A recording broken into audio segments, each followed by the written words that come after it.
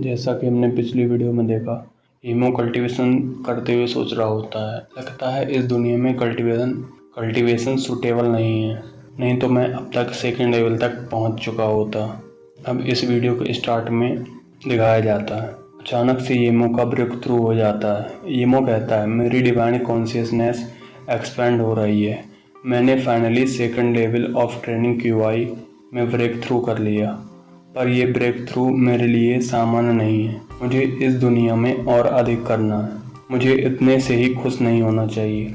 लगता है मेरे सिटी छोड़ने का टाइम नज़दीक आ गया है। मुझे एक स्ट्रॉन्ग स्पिरिचुअल स्प्रिंग ढूंढने की ज़रूरत है। क्या second level of training QI के कल्टीवेशन से दुनिया में घूमना ज़्यादा ही जल्दी नहीं होगा? अगली सुबह का सीन दिखाया जाता है। ईमो कहता है, निंग जागो, ब्रेकफास्ट का समय हो गया है। निंग जागकर ईमो के पास आ जाती है। ईमो घर की सफाई करते हुए कहता है, तुम्हारा ब्रेकफास्ट तैयार हो गया है, एक बार जब तुम फुल हो जाओ तो तुम बर्तन धुल देना। निंग कहती है, ईमो मुझे तुमसे कुछ बात करनी है। ईमो कहता है, क्या? निंग कहती है, वास्तव में मैं कल जा रही हूँ। ईमानदारी से मेरे यहाँ के दिन मेरे उम्मीद से भी अच्छे थे। कल की शुरुआत से हमारी डील खत्म हो जाएगी और मेरे लोग डिवोर्स का सारा मैटर संभाल लेंगे। ईमो कहता है, ओह ऐसा है क्या? तभी निंग अपने कमरे का दरवाज़ा जोर से बंद कर लेती है। ईमो कहता है, यह क्या है? क्या मैंने कुछ गलत सुना है? वह फिर से अपना प्रिंसेस जैसा व्यवहार करने लगी।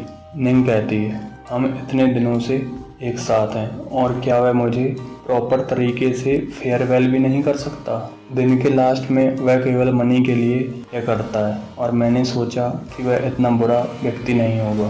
निंग मन ही मन चिल्लाते हुए कहती है, वह मुझे परेशान कर रहा है। जितना ही मैं इस आदमी के बारे में सोचती हूँ मुझे उतना ही गुस्सा आता है। निंग गुस्सा करते हुए अपना बेडरूम का दरवाज़ा दोबारा बंद कर लेती है। ईमो मन ही मन सोचता है, उसके साथ क्या है? वह इतने नखरे क्यों दिखा रही है? क्या वह अभी भी कल की पैसे उधार देने की घटना से नाराज है? ईमो अपना दरवाज़ा खोलकर रात में बाहर निकल जाता है और सोचता है, इस समय पर उसे सो जाना चाहिए। मुझे जो कुछ भी करने की आवश्यकता है उसे मुझे पूरा कर लेना चाहिए और फिर यहाँ से चला जाना चाहिए। ईमो अपने सारे इंग्रेडिएंट्स छत पर लेकर चला जाता है और सोचता है, ऐसा लगता है इन मेडिसिन हर्ब्स के सीक्रेट जार को भूल रहा हूँ। तभी कोई कार ईमो के बिल्डिंग के बाहर आकर रुकती है। कार के अंदर बैठे वाले बंदे कहते हैं, रुको रुको, यहीं होना चाहिए। ईमो उनकी आवाज़ सुनता है और सोचता है, ये कौन है जिनकी आवाज़ें मिडिल नाइट में आ रही हैं? कोई कह रहा होता है, यंग मास्टर सॉन्ग। यह वही जगह है जहाँ ईमो और निंग क्यूनसू रहते हैं। यंग मास्टर सॉन्ग कहता है, ऐसा है क्या? मैं सॉन्ग सावेन एक्चुअली में उस गुड फॉर नथिंग ईमो को देखना चाहता हूँ जिसके साथ वह बिच अपनी मर्जी से सोई है।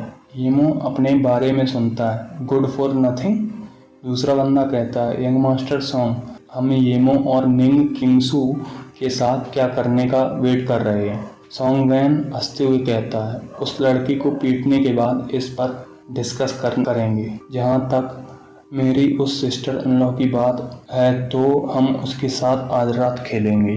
ईमो बिल्डिंग से कूदकर उनके सामने आ जाता है और कहता है, मैंने सुना तुम मुझे ढूंढ रही हो। सॉन्गमैन कहता है, ये लिटिल ब्रैट बड़ी बड़ी बातें कर रहा है, तुम कौन है? ईमो कहता है, मैं वही ईमो हूँ। सॉन्गमैन कहता है, तो तुम ईमो हो?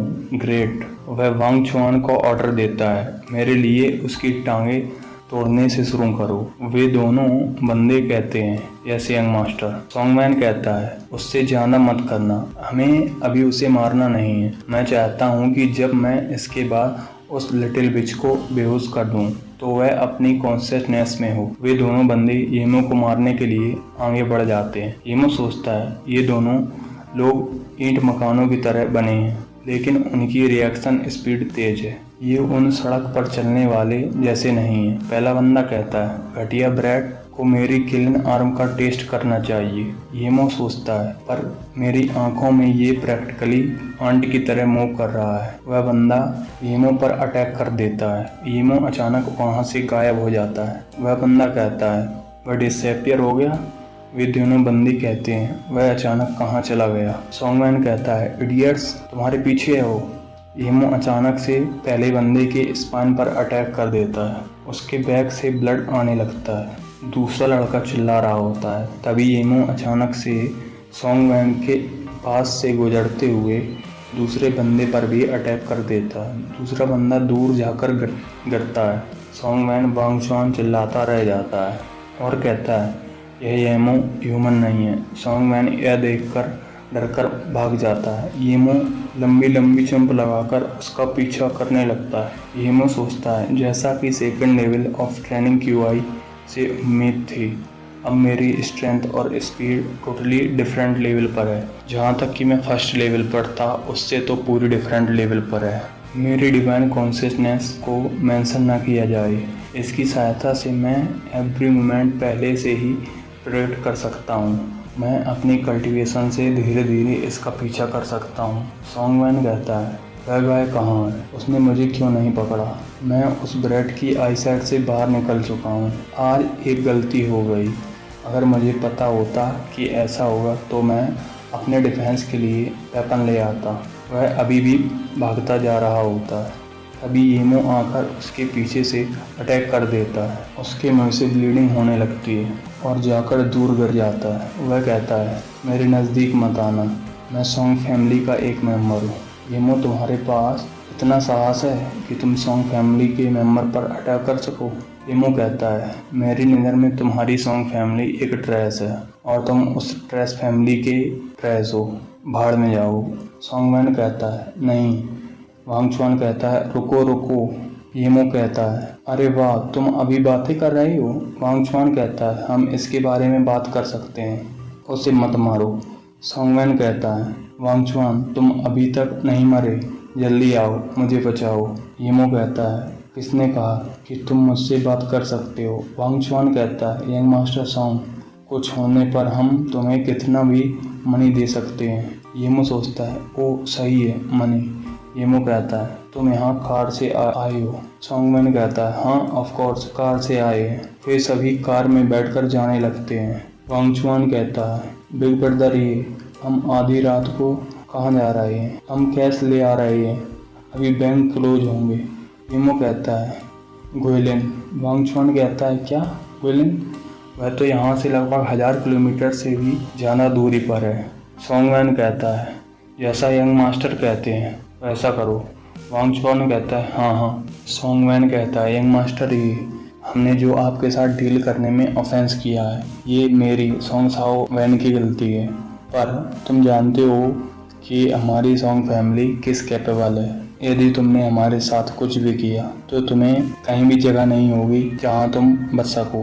येमो कहता है यदि तूने एक और वर्ड बोला मैं तुझे कार से बाहर फेंक दूंगा। सॉन्गमैन कहता है नहीं नहीं मेरा ये मतलब नहीं था। येमो कहता है यह सही है, तुम अपना सारा कैश मुझे दे दो।